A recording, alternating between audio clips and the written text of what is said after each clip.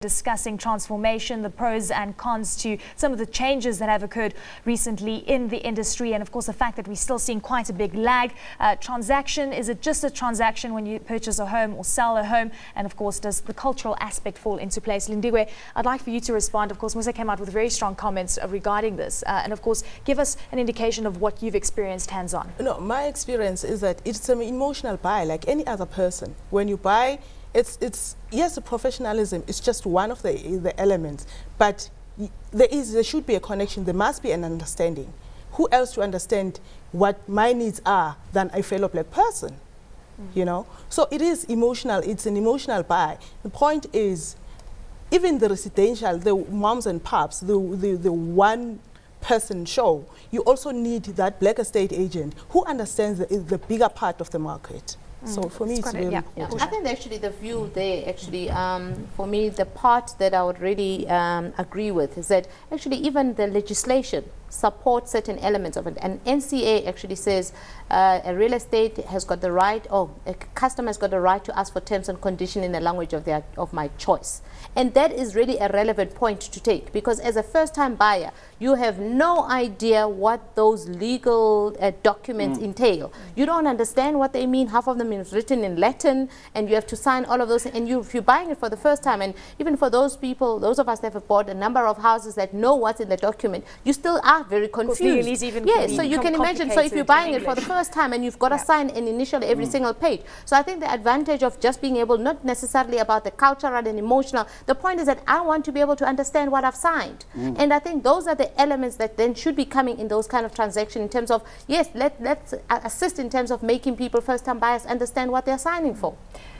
Musa, you were talking off air about skills in the industry and education. I mean, how strongly do you feel about this? Do you think that this is going to be one of the things that will take us forward, or do you think it will take us backwards?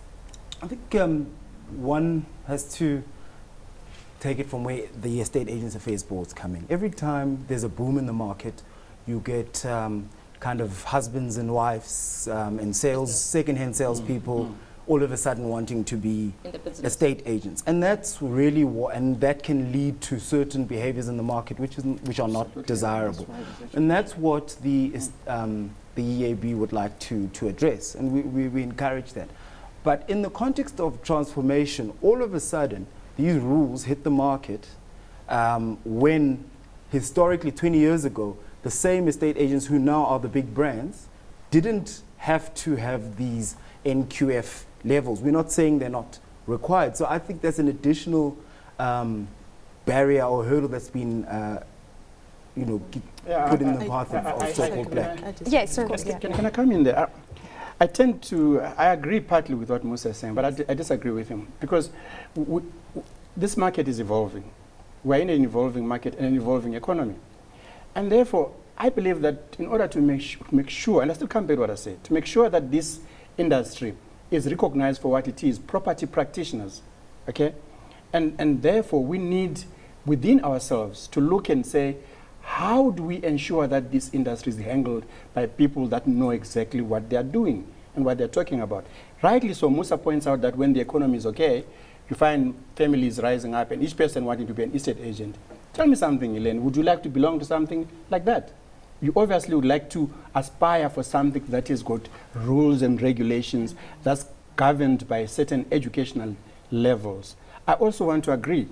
If you look at it from a backward point, you actually say to yourself, these previously estate agents that have been there in the industry for years, they never went through this, and now they've made all their money, so why are we supposed to go through this? I say to my fellow estate agents, let's go through it, in order to make sure that we bring in respectability into our industry. And credibility. Yes, and I agree, and professionalism as well. Because when you think about it, those who've been in the industry for 30 years, they learn through trial and error. That black estate agent wasn't given that opportunity. So it's very important to put that out, that this estate agent had nowhere to learn that.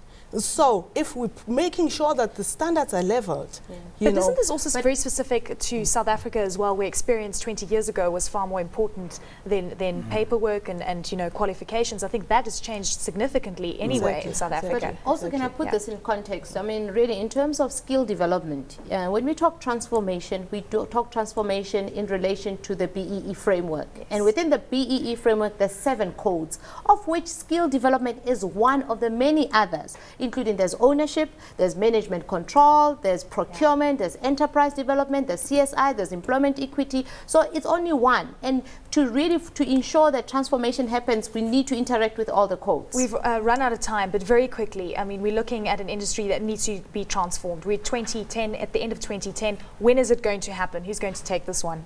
Who can give me a date? Musa, I can see you're dying for this question. Well, we all, as Next a year, country... year after? No, not at all. I think we need to look at it differently and say, what did the DTI code say to us as a nation?